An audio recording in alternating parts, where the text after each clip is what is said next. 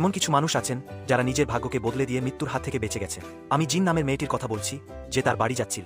Ready মেডিকেয়ারে অনেকক্ষণ অপেক্ষার পরেও তাকে দেখতে পেল না, তাই সে পায়ে হেঁটে বাড়ির দিকে রওনা হয়। সমস্যা হলো, তখন তাপমাত্রা ছিল 28 ডিগ্রি সেলসিয়াস এবং তার বাড়ি ছিল 3 কিলোমিটার দূরে। হাঁটার সময় সে পিছলে পড়ে যায় এবং মাটিতে জমে যায়। ঘণ্টাখানেক পরে তার বন্ধুদের নজরে আসে এবং তারা সঙ্গে সঙ্গে তাকে হাসপাতালে নিয়ে যায়। ঠান্ডার কারণে তার পা নীল হয়ে যাচ্ছিল। আশ্চর্যের বিষয় হলো, সে বেঁচে গেল। জন নামের এক ব্যক্তি স্কাই ডাইভিং করছিলেন। একসময় প্যারাসুট খুলতে ভুলে যান এবং 128 কিলোমিটার গতিতে মাটিতে পড়ে যান। তাকে সঙ্গে সঙ্গে হাসপাতালে নিয়ে যাওয়া হয়। তার ডান দিক পুরোপুরি ক্ষতিগ্রস্ত হয়েছিল, কিন্তু তিনি কিভাবে বেঁচেছিলেন? আসলে তিনি একটি পাখির বাসার কাছে পড়েছিলেন এবং সেখানে হাজার হাজার পিঁপড়ে তাকে কামড়েছিল। এর ফলে তার শরীরে বিষক্রিয়া হয় এবং এটি তার হৃৎপিণ্ডকে সচল রাখে।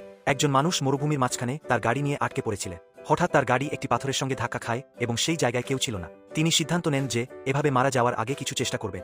তিনি গাড়িটি মেরামত করার চেষ্টা করেন। টানা 1-2 দিন ধরে কাজ করার পর যখন তার খাবার পানি শেষ হওয়ার পথে, তখন একটি মাইকের আওয়াজ শুনতে পান এবং তার মাধ্যমে উদ্ধার হন।